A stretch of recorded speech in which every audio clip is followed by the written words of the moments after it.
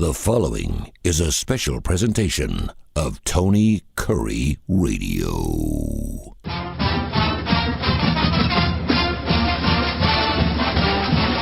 Along with the athletic director, Mark Ingram, viewer of UAB Blazers, I'm Tony Kurre. This is called the UAB Director's Chair. We do it every single week. You can hear it at least 5 times on the TKR app on Tony Kurre Radio. And thanks to all the people who have downloaded our app and listened to all of our previous episodes. And if you've listened over the last 6 or 7 weeks, you realize we talk about a lot of UAB sports and UABsports.com. But we also talk some classic rock. And today we're going to be getting into our 4 songs that fire us up the most. Mark, are you ready to go? Yeah, I'm ready. I'm ready, Coach. Okay, So a lot of people are like, they listen every single week and they're like, how do you come up with these topics, these themes that you guys want to talk about, whether it's the greatest guitarists, the greatest concerts we did last week? And I said, really, this kind of come to the top of our head. So I will be honest with you. I was thinking, can I admit something you do during UAB football games? You pick the music. I don't know what you're going to say. You pick a lot of the music you hear down at UAB football games. And quite frankly, I don't mean to be critical because there's not a lot to be critical about, but if I do hear a song I don't particularly like, I'll say, well, what is this crap? And then whenever you play like an AC/DC song, If You Want Blood, You Got It was the last one I heard down there. You win me back over. And so I'm like, this is an excellent song. I will say this, though, and I know, and again, I hope I'm not sharing something that you don't want people to know, but when the defense is on the field, you hear the rock, you hear the classic rock, you hear the hair metal bands, you hear the stuff in your face. And then when your offense is on the field, what do you play? Yeah, so here's the theory, is that when the defense is on the field, we want angry music. Yes. And so it's not a coincidence that you're saying that. We said we're going to play angry music. It is the mindset of defense. We're angry. We got to make a tackle. Offensive music is happy music. Yes. So you get more dance. So I pick less of that because it's just not what I know well. But it's more of your happy dance music. Now there is some what you just called hairband music that fits into that category. One of which we'll talk about, when we get into the songs, but it's stuff that makes you want to dance, right? It's the stuff that makes you feel good, and because you just had a big play, right? That's the thinking. We just had a long pass downfield for a big first down, and we're up on our feet, and we're happy, so that's kind of the concept. Would you allow me to put together a list of songs that potentially you could pick from to play during some home games? Okay, because I've got some great songs, and listen, I've been around music for my entire life, so I know songs that would go, and I know you have friends of yours that go, hey, Mark, this would be a great song to play, and you play it. So you do requests just like I do. All right, lots to get into. UABsports.com, the website for tickets and everything that is the UAB Blazers here on the UAB Director's Chair, and I saw right there at the top, you got a local kid coming back to town from North Carolina to join the men's basketball team. Can you talk about that a little bit? What a great transfer. Well, we Andy Kennedy, I guess without, I don't even have to say this, is doing just a terrific job. And one of the things that he's doing, and we talked about it when I first, met with him back in the spring of 20 about being our coach, was just philosophically, let's talk about, our recruiting philosophy. And the transfer portal was just becoming a thing. And he said, I think that one of our best strategies will be to recruit in high school some number of kids that we know we're not going to get. Yeah. We know based on conversations that they are having with other schools that they are going to sign with a program, some, Autonomy 5 program, like a North Carolina or Oregon or whoever. But in his view, he says, but I feel like I'm qualified enough to know if that young man is really capable of playing at that level or not, or they're going to be a bench guy, they're going to be a practice player, or they're going to be a real contributor. And he says, those guys that are going to get recruited as bench players, he goes, we want them. Yeah. So we were going to recruit them knowing we can't get them, but we're going to get them on the bounce back. There you go. And so that did not happen with the person you're speaking about, but he directly. But that's the same idea. There's a lot of good talent around, and so he's signed a couple of guys who are from the state on a bounce back, who were fantastic in high school. And these guys want to play, And the other thing is in this sort of modern era of NIL, you're also trying to find a kid who says, hey, I don't really care about that. I just want to play. Yeah. Some kids lead the conversation with, how much can you pay me? That's really not, forget about how much money we could pay them and our capability compared or lack of ability compared to maybe another competitor. It's also the mindset of the player, right? Do you want that in your locker room now? What sort of selfishness other than that, what other selfish traits might this person have on the court? Like, do they share the ball? Do they understand how to, pass to a teammate and let the teammate score? Or do they have to have the highlight dunk? What about pass it to the teammate so they can, Absolutely. So it's a big cycle there. No, it's awesome. The kid we're talking about, of course, you can see the story right there on the front page of UABsports.com. Will Shaver, who's coming back to the Birmingham area, 6'10", nice size, and a 4-star kid. Huge guy. Huge kid. And, I mean, we'll take those all day long. Hey, he won the state championship in Bartow Arena. Yeah. And I think he was ranked, he was second in the state and 111th overall through ESPN. So he's a huge kid and a beautiful transfer. UAB sports athletic director Mark Ingram joins us every single week here on TKR, Tony Curry Radio Hero Show, at least 5 times. And, of course, it lives in infamy on our podcast platform at Tony Curry Radio. It's called UAB Director's Chair if you want to look it up individually. Well, this was just a matter of time. Legalized sports gambling now in 33 different states, and Ohio is one of those. We found Alabama baseball coach Brad Bohannon getting some hot water and got released from a $500,000 job because he was linked to some bets against his baseball team as they took on the number 1 LSU Bayou Bengal Tigers last week.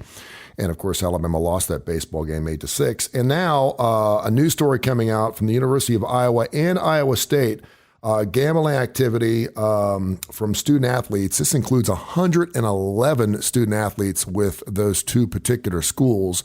And I will say this. Just because you have insider trading on the New York Stock Exchange doesn't mean you shut the exchange down. I understand that. Where I come from gambling. I know people like to do it for entertainment purposes only and have fun. I do think it's too widespread, and I do think it's hitting our young people too young. And I don't think people understand the further ramifications of that, but they'll learn, I guess, down the road.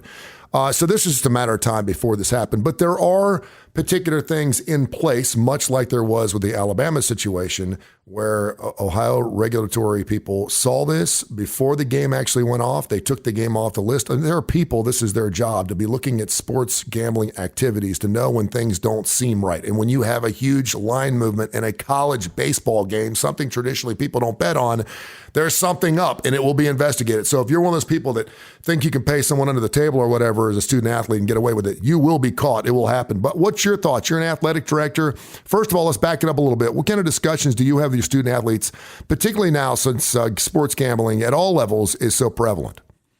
Well, we do. We have regular conversations. Usually the hottest time to have that is around the basketball tournament, March Madness.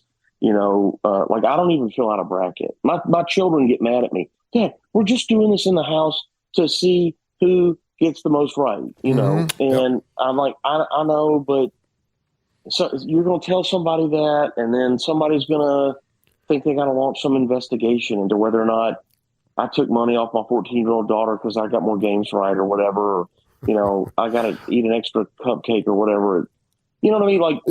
I get it. You had to do my household chores because I won the bracket. So I don't even do it.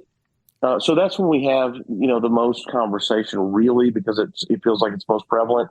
But yeah, our compliance staff talks to all of our student athletes about it many times a year. We have meetings with student athletes and compliance where they talk about all sorts of things like, it used to be, don't take money from a booster. Now it's please take money from a booster because, to document it that you did. Exactly. But that we've always had these do's and don'ts type conversations because young people and anybody outside of college athletics, you have these beliefs of things that are permissible or not. Hey, I've always heard you can't do that. Is that right? Well, it's partly right. Here's what you can do. Here's what you can't do. We have those discussions, and gambling is a big part of it. And this topic feels so much to me like NIL was 2 years ago. Yep. It's if we don't get in front of this, it is just going to happen and we have no control. If we would get in front of it, maybe then we could have some control. But I refuse to believe that young people are not going to be susceptible to some amount of pressure or influence on this. And that's the awful part. People outside of college athletics, just like with NIL, all the people that thought they knew so much about it and thought they were doing this wonderful thing and have created this horrible monster that's destroying, this beautiful industry, is that with gambling, you cannot appreciate, because you haven't worked in recruiting, you cannot appreciate what these kids are pressured to do to choose a school. Like there will be a kid come off a football field on a high school football field, and a man will go up to that kid and say, "Hey, you're Tony Curry? Boy, you had a great game. Oh, thank you, sir. Thank you. Hey, does your mom work down at XYZ plant? Mm-hmm. Yes, sir. Yes, sir. I thought so. I think I know her. I own that business, or I manage that business. Oh, okay. Yeah, nice to meet you. Boy, I tell you, it's sure. I hear you're looking at, out of state school. Well, yeah. Boy, it sure would be a shame for your mom to lose her job because you didn't stay in state and go to such and such." Yeah. And these kids get all kinds of pressure. Yeah. We talk about money. The stuff that grown adults do to threaten and pressure kids, that's been happening for years. It's been 30 years since I worked directly with football recruiting in the Office of Football Recruiting. That was happening then. Yeah. That was happening then. From grown adult people. What do you think they're doing now? Then when you talk about gambling and layering in the gambling and I got a lot of money on the line now. Tony, you better drop that pass. Yeah. You can get an opportunity. The thing, Mark, the thing that really bothers me most is what do you want to do when you want to have a lifetime customer? You hit them while they're young. That's why, you go to any sporting event and 12 and under, you get in free. That's why they took candy cigarettes off the shelves because they knew those kids. And it is. And the unfortunate thing is here, and they don't sponsor me at all, so I can talk about it, but FanDuel and DraftKings started they knew exactly what they were doing when they came into existence 5 or 6, 7 years ago. They started this big DraftKings, which kids love to do. They love to draft teams. Yeah. People in their 20s love to draft teams. They sit around on Friday nights and they watch these games. Fantasy leagues are huge, knowing that eventually things would become legalized. And now these things have turned into sports betting apps. And again, here in the state of Alabama, we don't have to worry about that. We have bingo halls in Jasper we need to worry about. They saw that coming, and it's unfortunate because they lure you in. And I can really see some kids thinking to themselves, I can guarantee you that there are so many student athletes that have no clue that by placing a $5 bet on FanDuel or as part of some put $5 in and get $5, whatever their ploy is, that they're doing nothing wrong. And unfortunately, when you play college sports, there are rules that the rest of us can, abide by, and some people can't. I mean, it's just the way it is, and they have to take that seriously. And the other thing on that, Tony, is that as in our discussions nationally about this, it's like if we don't get around it, we'll have no control. And the hypocrisy in it too is that we will say, and if there's some organization profiting off of this, we want a piece of that action too. Yeah. So it's like we don't want it to happen, but if it is going to happen, then I want my piece of the pie. Yeah. It's really just a backward conversation. It really is. It's really hard. And times have changed, and we talked about this on the show, the Great American Ballpark, where Pete Rose, obviously he never played there but he's from Cincinnati. You can actually bet on a Reds game during the game. Inside the stadium, which is kind of crazy. UAB Director's Chair, he's Mark Ingram. He's the athletic director. He's kind enough to join us every single week here on Tony Curry Radio for our big show. You can, of course, hear it wherever your podcasts are available on every major industry out there. So make sure you go out and listen to all of our previous shows. We do a lot of topical stuff, but we also talk a lot of classic rock. And we're getting into it today. It was my idea to come up with the 4 songs that fire you up the most. And I know that you pick a lot of music. This was probably the easiest one for me. I didn't pick it because it was the easiest one, but the top 4 just flew off the top of my brain. I don't even have, I'll say this. There are some songs where you have to get ready to listen to them, right? You have to sit down and go, okay, this is going to blow me away, and you just crank it up. Then there are songs where you hear on the fly, whether you're in the car, you're down at the beach, and all of a sudden you hear it go, wow, what a great song, whether it's Welcome to the Jungle or Enter Sandman or whatever. But then there's some songs where, regardless of when you listen to them, it just sets you off. And I'm not talking so much your workout songs, whether you like to work out to Kid Rock or whatever, but there are some songs that you remember that every time you hear them, it puts you in a different mood. And those are the songs we're talking about. I'm going to let you go first with your first song. And do you have some honorable mentions? You always do. I do have some honorable mentions. Okay. And so here's, we talked at the beginning of the show, we have angry music and we have happy music for when our teams are on the field. But then we also have timeout music. Okay. You also have, which kind of fits into the happy kind of category too. We'll have a timeout and ladies and gentlemen, please direct your attention to the 20-yard line where Tony Curry is receiving a such and such award. You have that thing, but then you're going to have a little, or what? Maybe there's a replay, a review of a play, an instant replay to see if a person caught the ball inbounds or not, or whatever. You've got times during the game where you're trying to keep everybody engaged. Yeah. And so I would put it in the happy category, but what it is also is like sing along. What the best part about those moments is if you can find a song that makes everybody want to sing together, right? You've got songs like Sweet Caroline that when it comes on, everybody, next thing you know, you don't even know it. You're Sweet Caroline, bump, bump. You're doing that. You don't even know you're doing it. So I've got some honorable mentions, and I've got my kind of end game top four. So on the honorable mention category, I'm at a football game with my sons. I'm at a pro game, and it's a timeout. And we added this to our playlist because, like I said, I didn't even know that I was kind of singing out loud. But then when the chorus hit and the whole stadium was singing it, next thing you know, you're like on your feet and you're belting it out. Uh-huh. And that song is see if you may just guess it. You may guess it.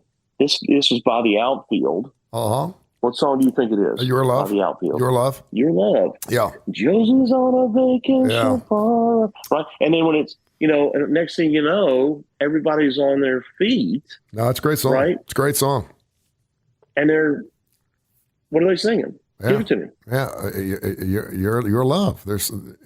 I don't want to lose your love. Yeah. I mean, absolutely. Everybody's, I just want to use your love. And then tonight, and everybody's like, and you're looking around like, I didn't know, I thought it was just me. And then everybody's like, so that is a great, I never realized what a great song I always like the song, but I never thought of that as a in-game song until I heard that somewhere. And I was like, yeah, man. One of my favorite, that's a great time. That's from the album Play Deep. It's one of my favorite albums of all time. Every song off that album is fantastic. And unfortunately, that lead singer passed away a couple of years ago. Mm-hmm. All right, give me some other ones.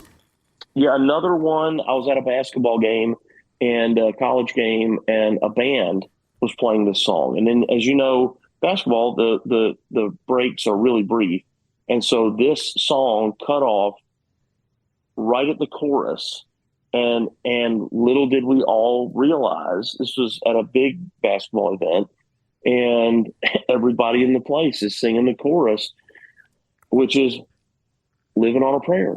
Yeah. We're halfway there. And then the band stopped and everybody went, whoa, man. And it was hilarious because as soon as everybody, just like on Your Love, as soon as everybody realized that they weren't the only one, everybody got louder. They didn't get quiet. Yeah. Like they were shy. It was like, we're into it. Oh my God, this is great. Yeah. And there was like 40,000 people singing Living on a Prayer with no music because the band had to stop. And the basketball game is being played and everybody keeps singing the song. What a great, just another great sing-along song during a timeout. I got you.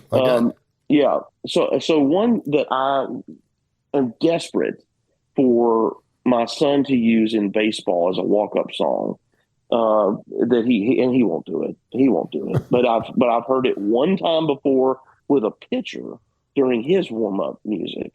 And that is a great song by one of my favorite bands, Jackal. And that is the Lumberjack song. You know the Lumberjack song? Yes.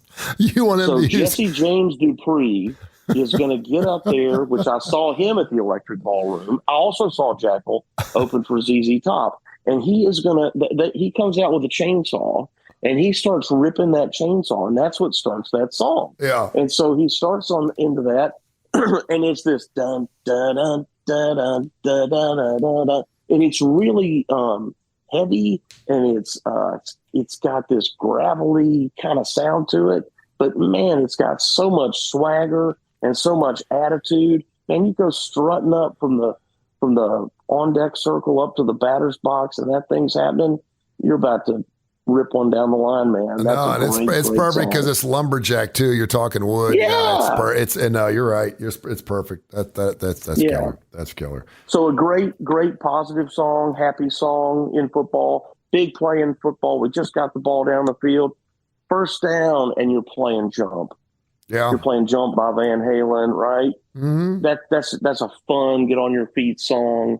And then one of my favorites on the honorable mention list on the defensive side, which is the song "Fuel" by Metallica, because it's hard charging, it's fast, and give me fuel, give me fire, give me that which I desire. Ooh, and that's a great one on defense. Yeah. But not in my top four. Not in my top four. All right.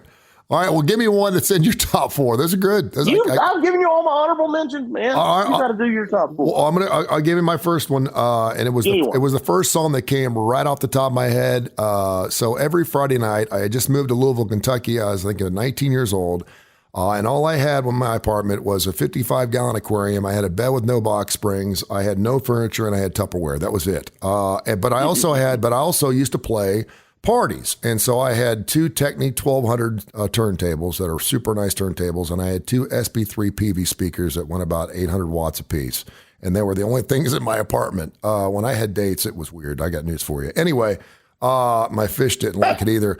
But I had an EP from the radio station from WQMF, which still exists in Louisville, Kentucky, of Motley Crue's Girls, Girls, Girls. And that was the last song I listened to. I would listen to some music. I'd take some, and it was, we didn't have CDs then. CDs hadn't come out yet. And I would put that EP of Girls, Girls, Girls. It may have been like an extended remix version of it too. And I used to crank that up, that motorcycle and that drum set at the beginning with Tommy Lee. And I used to crank that up, and my neighbors knew the party was on. Thank goodness I lived at a place called Sundance Apartments. It was a place, and it was on. It was ready to go, and it was usually about 11:30 at night on a Friday night, and everyone knew I was leaving the apartment. So that was a song that got me fired up every single Friday night. Give me your first one.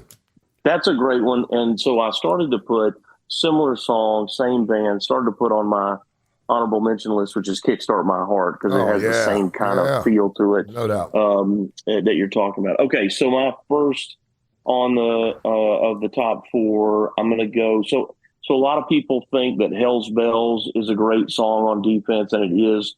So when you're doing these songs, by the way, you're also just taking like the first.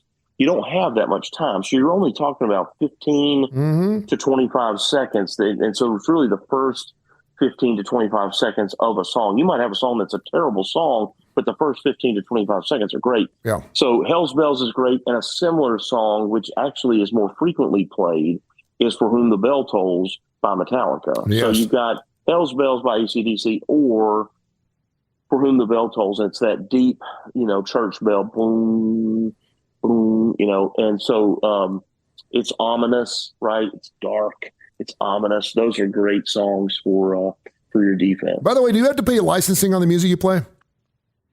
No. It's just like playing at a party. I'm sorry. A party. Football game busted out while we had a party, but no, you don't. I'm sorry you even brought that up. No. Okay. No. What's your next one? There was another song, and this was when I was in Cincinnati, Ohio, and I was about ready to leave to go to Louisville, and I had a friend of mine who had a black Smoking in the Bandit Trans Am. I cannot remember the guy's name to save my life. This is when the drinking age was 18. And every single time I got in his car, he was playing this song. A lot of people think the name of this song is Save My Life, I'm Going Down for the Last Time. It was from Flat as a Pancake and Head East. It's called Never Been Any Reason. I play it on Tony Kurre Radio. It was one of the first songs. It's one of the songs where every single time I play it here, my phone rings. People are like, what is that song? Who's playing that song? Never Been Any Reason. It's it. It's a fantastic song. It is just a great 70s song. And I can see the album cover. It's orange and yellow, and there's a big flapjack on the front of it with syrup going over the top. It's just a great song. And he used to play that song every time we got in his car. He would follow it up with Slow Ride from Foghat, but I always remember that Head East, Never Been Any Reason. So that would be another song. Every time I hear that song, it fires me up, man. Yeah, well, that is a great one. So this won't surprise you based on all the other conversations that we've had about my favorite singers and frontmen and bands. But again, think about the first 30 seconds of Quiet Riot, Metal Hell. Oh yeah. Dun, dun, dun. And then Kevin Dubrow, God bless him, Screaming. God rest his soul, screaming. Again, it's the right attitude for your defense to get tough and get a stop. And that's one of my favorites. Yeah, Quiet Riot, Metal Health, and Kevin Dubrow just screaming in your face and really cranking up the intensity and trying to get the crowd fired up with you. That album was just nasty, man. It was just skanky. Awesome. It was great. It was fantastic. All right. Carlos Cabazzi on the guitar. My third song is a song that's 9 minutes and 33 seconds long, and there's a reason why that song is 9 minutes and 33 seconds. That'd be good for a replay. For a replay. Exactly. Back in the day, if you ever heard a disc jockey playing a record over 6 minutes long, he either had a girl on the phone or he had to use the bathroom. Or light one up out in the back deck. So it's 9 minutes and 33 seconds long. This is another Louisville song. I don't know why these songs, because they influenced my life so much. So our radio station was in Louisville, Kentucky. It was licensed in Louisville, Kentucky, but it was actually licensed in Jeffersonville, Indiana, which is right across the river. And you know this because you from that area of the country. And there was a vacuum cleaner store and maybe a liquor store right across the street, and then the radio station. That was the only three things over there. Now, when you go to Jeffersonville, Indiana, you don't even recognize it. There's a Caesar's Palace there. The place is just blown up. And so I would leave the radio station, and there was a bar in Louisville, Kentucky on Bardstown Road called Phoenix Hill Tavern. It was one of the greatest bars ever. It was a 3-story building. On the bottom level was where you had the main band, where you could probably get 300 or 400 people in there, and people are dancing. And then you go up to the next level, and there was a smaller bar with another smaller band, and that's where you met your guy or girl of the evening, where you wanted to kind of take it to another level. And then on the third level, there was like a little bar where there was like an acoustic guy, and that's where you were going to make out. So it was a perfect place. If everyone's like, "You're going to make it to the third level today," I'm like, "Oh yeah, I'm making the third level," right? So I would leave the radio station and I was on from 7 to midnight.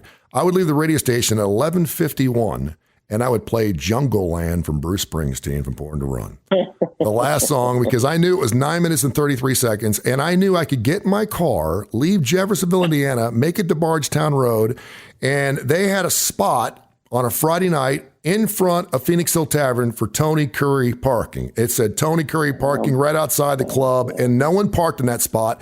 And so I would pull up on a Friday night, burning rubber. I'd have my Monte Carlo SS. I'd pull up in front of that place, and I would run in. And when you walked in the place, there was a bar that was about 60 feet long on the right side, and there were these shots, we called them stoplights. It was a red shot on top of a yellow shot on top of a green shot. And my thing for 2 years was to get inside that bar while that song was playing and drink those 3 shots before the song ended. And then it would be midnight. That's work. You got to drive there and do that. Yeah, and then it'd be midnight. Well, one of the last times I did that, our midnight to 6 guy didn't show up. So, and we were running albums. So I'm running in the bar. Everyone's like clapping. Come on, Tony, go, go, go. I do the 3 shots, and we're listening, and the radio station's on in the bar. And all of a sudden, I hear the needle at the end of the record just skipping. And I'm like, oh no.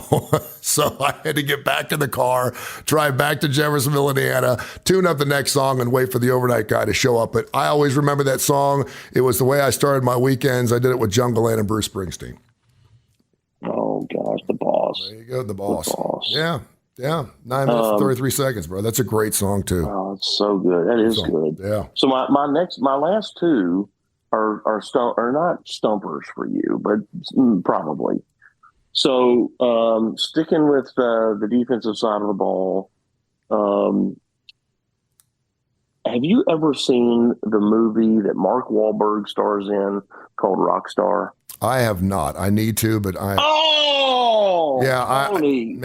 dude, you're talking to a guy that's only seen 1 Star Wars movie. It's not that I don't like movies. I just don't find the time to do it. But I just saw School of Rock for the first time last weekend on TBS. Terrific. Yeah. I love that movie because it's kid friendly. I got kids, and I just think it's funny, and Jack Black is funny, and it kind of just like just kind of drizzles in all this awesome music from start to finish. It's just terrific. Great movie. Rockstar. So in the movie Rockstar, he becomes Mark Wahlberg's character becomes the lead singer of his all-time favorite band, and they kind of make that band a bit like Kiss, without makeup. It's hard to say who are they supposed to be modeled after, but just like considered to be the greatest rock band in the world type band.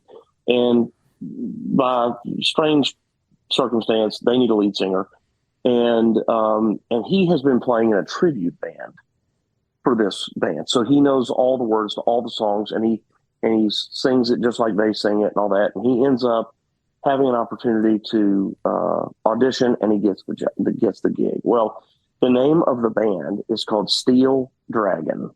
That's the name of the band. Nice. What a great name, right? Yeah, It's a metal band. Yeah. But they created a soundtrack for that movie, and a lot of it is original to that. It was not just, there are some popular songs, like there's a couple Motley Crue songs, I think, in there. There's something from the Verve Pipe, kind of a slower song, whatever. But Steel Dragon has a few songs under the name Steel Dragon, and one of them is called "Stand Up and Shout," and and that's how the song starts. You got to stand up and shout, and what a great song to play to your crowd, right? Yeah. Play just the beginning of this song that has the lead singer, and he's kind of like Metal Health does, where he's just screaming. It's a bit like that, but he says those words, "Stand up and shout," and just using that little piece right there is terrific at a football or basketball game. That is awesome. I love that, man. That's really good. Steel Dragon from the movie Rockstar. No, I'm gonna watch. I don't have my kids this weekend. Go listen to that song. I'm gonna go. No, I'm gonna go watch the movie. I'm gonna go watch the movie but this you weekend. can listen to that song just to hear what I'm talking about. You'll be like, oh yeah. We may have to do our top movie rockers next week. That's a perfect thing to get into. All right, and I'm gonna give you a little trivia here before I give you my last one. You mentioned Kiss. Do you know what song incited or encouraged Paul Stanley to write "Hard Luck Woman"? Let's go. Looking Glass, Brandy. There was another song. There's another song that inspired that song. He heard this song and wrote "Hard Luck Woman" after he heard it. Do you know what it is? No. It is Brandy from Looking Glass. Brandy, you're a fine girl. Brandy, you're a fine girl. What a good wife you'd be. How about that? All right. So my final song, fill in the blank. When you feel down and out, sing a song.